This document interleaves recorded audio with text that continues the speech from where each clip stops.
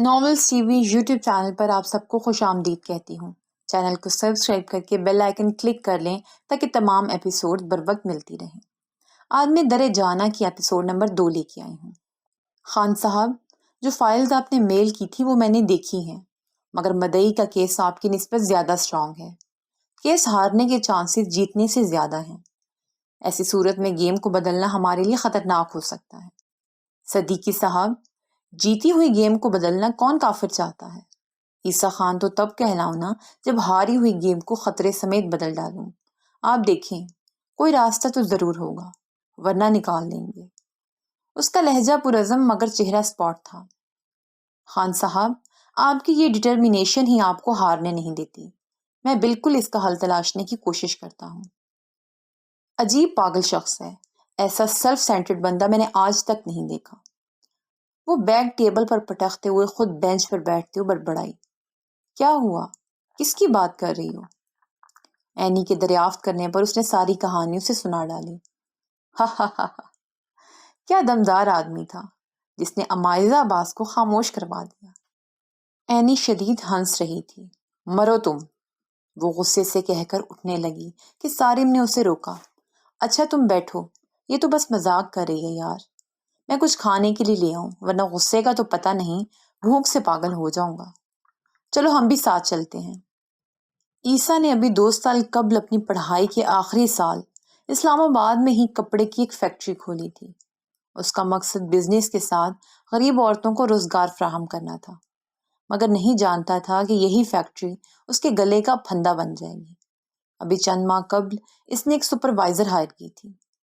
اس کے والدین نہیں تھے اور وہ اپنے بھائی کے ساتھ یہاں قیام پذیر تھی جو کہ ایک شادی شدہ تھا۔ 1 ماہ بعد اس نے عیسیٰ سے مدد کی درخواست کی، یہ کہہ کے کہ اس کی بھابھی نے اسے گھر سے نکال دیا ہے۔ فیکٹری میں یتیم و بیوہ خواتین کے لیے بنائے گئے کوارٹرز میں فریضہ اسد کو بھی جگہ دے دی گئی۔ عیسیٰ آفس میں بیٹھا کام میں مصروف تھا جب اسے اپنے قریب کسی کا احساس ہوا۔ اس نے فائل سے سر اٹھا کر دیکھا جہاں فریضہ اس کی انتہائی قریب اسے ہی دیکھ رہی تھی۔ وہ یکلخت چونکا اور اگلے ہی لمحے اپنی جگہ سے اٹھ کھڑا ہوا۔ کیا کام ہے آپ کو؟ پیچھے ہو کر کھڑے ہوتے ہوئے اس نے کرخت آواز میں پوچھا۔ اس کی رگیں تنی ہوئی تھیں۔ عیسیٰ، آپ مجھے بہت اچھے لگتے ہیں، میں چاہت، اس سے آگے ایک لفظ نہیں۔ انگلی اٹھا کر انتہائی سرد لہجے میں اس نے تنبیہ کی۔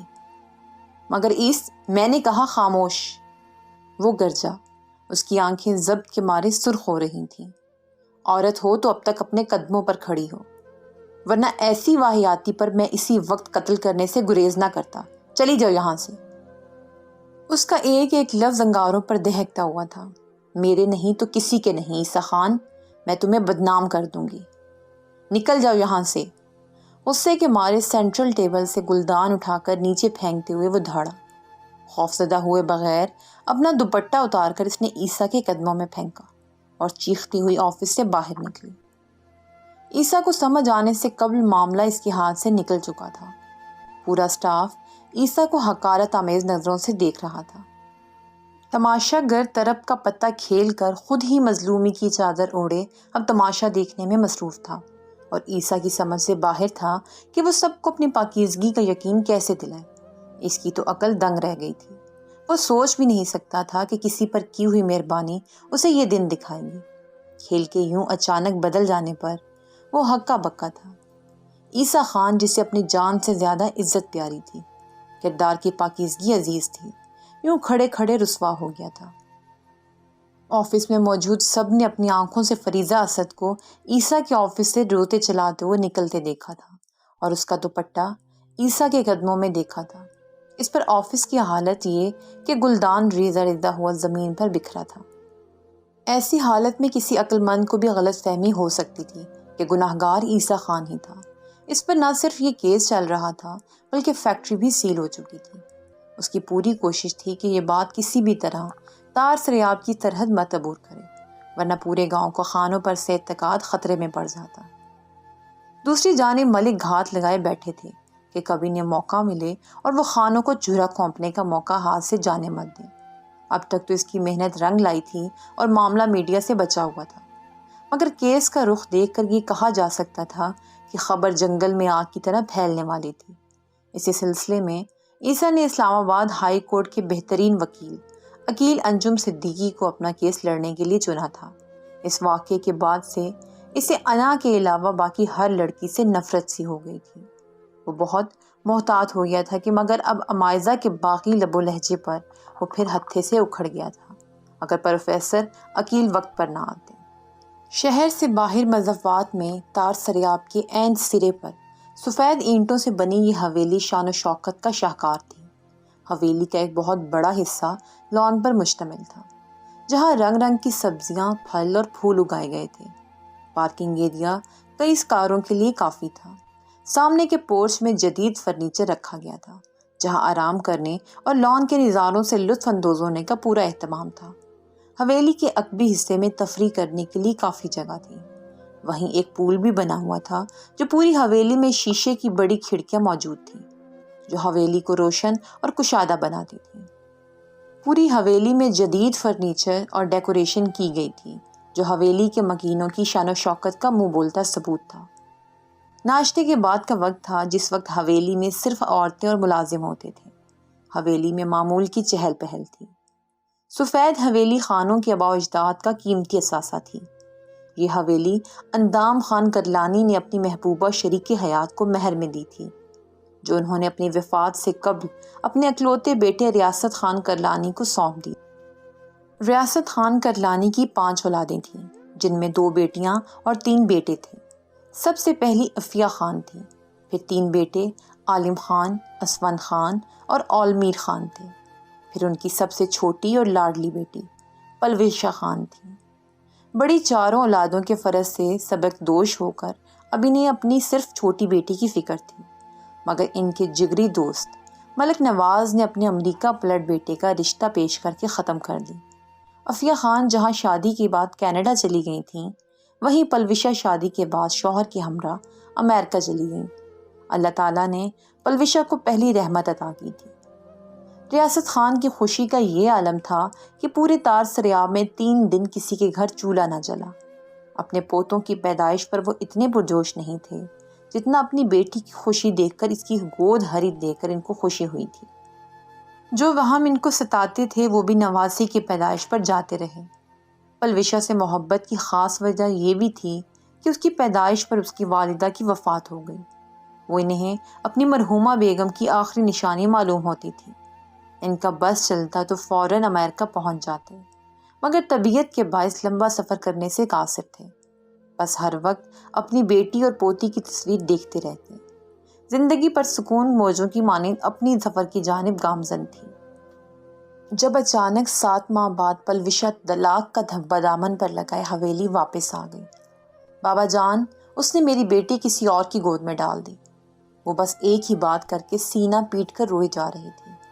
کسی اور سے شادی کر لی، مجھے طلاق دے دی، مگر میری بیٹی، میرے جگر کا ٹکڑا تو مجھے واپس کر دیتا۔ اب میں کیسے رہوں گی اپنی جان کے بغیر بابا جان؟ اسے تو مجھے دیکھے بغیر سکون نہیں آتا۔ میری بچی، میری جان کا ٹکڑا، میں کیا کروں بابا جان؟ اسے ایسے روتے دیکھ کر پہاڑ سا حوصلہ رکھنے والے ریاست خان بھی ڈھہ گئے۔ ان کو دل کا دورہ پڑا، مگر بر وقت علاج نے کسی بڑے خطرے سے محفوظ رکھا تھا۔ تینوں بھائی آگ بگولا ہو کر ملک حویلی پہنچ گئے، مگر ملک نواز نے اس سارے معاملے میں نہ صرف لا علمی کی ظاہر کی بلکہ ذمہ داری لینے سے بھی انکار کر دیا۔ عالم خان نے ہر طرح سے پلوشہ کے شوہر اور بچی کا پتہ معلوم کرنے کی کوشش کی، مگر کوئی سراغ ہاتھ نہ آ سکا۔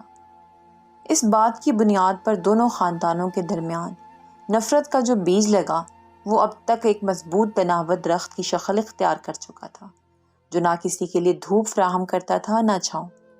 وقت کے ساتھ پلوشہ نے تو خود کو سنبھال لیا تھا، مگر ریاست خان کا دکھ تو کسی صورت کم ہونے میں ہی نہیں آ رہا تھا۔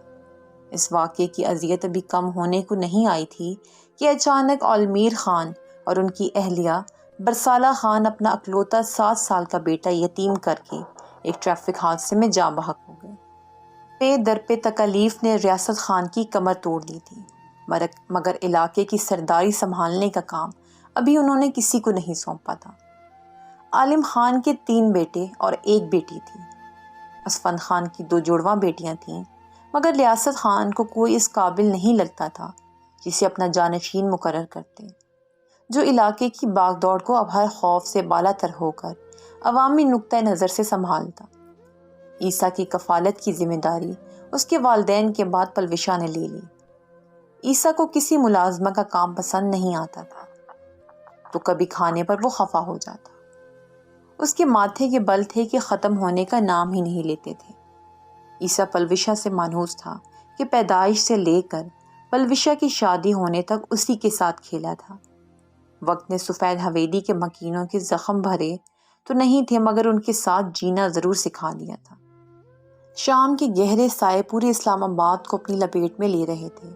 آسمان تاریک سیاہی لیے ہوئے تھا، گہرے کالے بادل اسی طرف آتے دکھائی دے رہے تھے۔ کھڑکی کے قریب کھڑے اس نے باہر دیکھتے ہوئے کھڑکی پر ٹپ ٹپ کرنے کی آواز سنی، اور پھر دیکھتے ہی دیکھتے کہ موسلا دھار بارش کا روپ اختیار کر گئی۔ باہر لوگ خود کو ڈھکنے کے لیے بھاگ رہے تھے اور کچھ چھتریاں کھول چکے تھے۔ بادلوں نے آج کھل کر اپنے پانی کی موتیوں کی بچھاڑ کی تھی۔ وہ کافی کا مگ ہاتھ میں تھامے، کرتے کے سلیوز کوہنیوں تک چڑھائے باہر دیکھتا ہوا کسی گہری سوچ میں مگن تھا، جب کسی آواز پر چونکا۔ ایکسکیوز می، سر کہاں ہیں؟ اس نے مڑ کر دیکھا، جہاں وہی لڑکی دونوں ہاتھوں میں کتابوں کا پلندہ اٹھائے اس کے جواب کی منتظر تھی، مگر جیسے ہی اس نے رخ بدلا، پہلے سمندر سی نیلی آنکھوں میں شناسائی کی لو جلی، پھر اشتعال کی۔ سمندر سی نیلی آنکھوں کے لمحہ لمحہ بدلتے رنگوں کو غور سے دیکھتا عیسیٰ محظوظ ہوا۔ ان کے پیے سے پوچھو۔ عیسیٰ کا لہجہ جتاتا ہوا تھا۔ بے نیازی سے کہہ کر وہ واپس کھڑکی کی جانب مڑ گیا۔ وہ منہ کھولے حیرانی سے اسے دیکھتی رہ گئی، پھر تعصب سے اس کی چوڑی پشت کو دیکھ کر کتابیں شیلف میں لگانے لگی۔ وہ خاموشی سے کڑوی کافی کے گھونٹ بھرتا ہوا باہر دیکھ رہا تھا۔ وہ کتابیں لگاتے ہوئے گاہے بگاہے اسے بھی دیکھ رہی تھی، جو ایسے بے نیاز بنا کھڑا تھا گویا اس کے علاوہ دنیا میں کوئی موجود ہی نہیں۔ معذرت خان صاحب، کچھ لیٹ ہو گیا، پروفیسر عقیل انجم نے اندر آ کر تیزی سے کہا، اور ہاتھ میں موجود فائلز ٹیبل پر رکھتے ہوئے کوٹ اتار کر کرسی کی بیک پر لٹکا اور کرسی سنبھالی۔ اسے ملاقات کے بعد فوراً واپس جانا تھا، مگر کیس کی نوعیت دیکھتے ہوئے اسے رکنا پڑا۔ صدیقی صاحب کچھ فائلز لینے گئے تھے اور اب واپس آئے تھے۔ کافی کا خالی مگ اس نے ٹیبل پر رکھا اور ان کی طرف متوجہ ہوا۔ تو پھر کیا حالات ہیں؟ کوئی ثبوت ملے؟ اس کی سپاٹ مگر لہجے میں فکر تھی۔ وہ نہ چاہتے ہوئے بھی کیس کی نوعیت کو دیکھتے ہوئے رک گیا تھا۔ وہ ایک آخری نظر عیسیٰ پر ڈال کر جا چکی تھی۔ وہ صرف پروفیسر سے لی گئی کتابیں واپس کرنے آئی تھی، مگر نہیں جانتی تھی پھر اسی شخص سے ملاقات ہو جائے گی۔ دیکھیں خان صاحب، کچھ سینیریوز ہیں جن کو اپلائی کر کے ہم کورٹ میں اپنا کیس مضبوط بنا سکتے ہیں، جیسا کہ اگر کچھ دوسری خواتین امپلائیز آپ کے کردار کی گواہی دیں، یا آپ کے حق میں کوئی ٹھوس ثبوت ہاتھ لگے، یا آپ کی ہسٹری کہ آپ خواتین کے ساتھ کیسا رویہ رکھتے ہیں، یا کوئی موبائل فون ریکارڈ۔ مگر بدقسمتی سے ہمارے پاس اپنے حق میں ثابت کرنے کے لیے اس وقت کوئی موجود نہیں ہے، ماں سوائے ایک چیز کے۔ کہتے ہوئے پروفیسر ایک لمحے کو رکے اور سامنے بیٹھے عیسیٰ کو دیکھا۔ گواہی، اس عورت کی کمزوری، یا اس کا کوئی پرانا شکار اگر ہے، یا اس کا کوئی افیئر اگر وہ شخص اس کے خلاف گواہی دے تو کھیل واپس ہمارے ہاتھ میں آ سکتا ہے۔ عقیل صاحب نے سکون سے پیچھے ہو کر کرسی کی پشت سے ٹیک لگاتے ہوئے کہا، اب بس ہمیں یہ پتہ کروانا ہے کہ کیا اس کا کوئی افیئر رہ چکا ہے، یا وہ یہ کام اس سے قبل کر چکی ہے یا نہیں۔ پروفیسر کے کہنے پر عیسیٰ کے چہرے پر موجود تناؤ میں کچھ کمی واقع ہوئی تھی۔ 2 دن تک حقیقت سے میں آپ کو آگاہ کروں گا، اس کے علاوہ اگر کسی کو کوئی گواہی کام آ سکے۔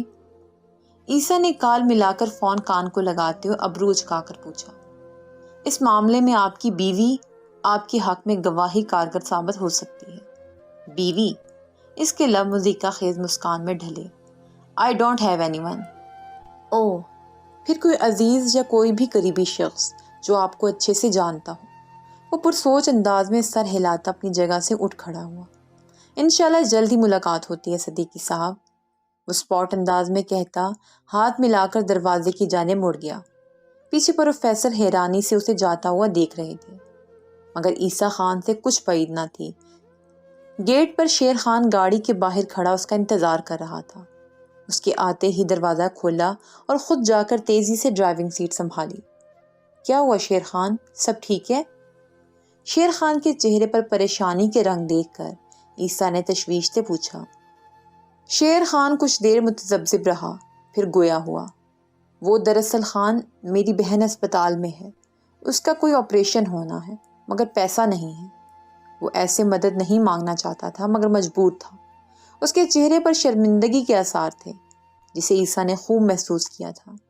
کتنی رقم کی ضرورت ہے؟ خان، 5 لاکھ کی، میں آپ کو واپس کر دوں گا جلد۔ بس اپنی بہن کا علاج شروع کرواؤ، پیسے کی فکر مت کرو۔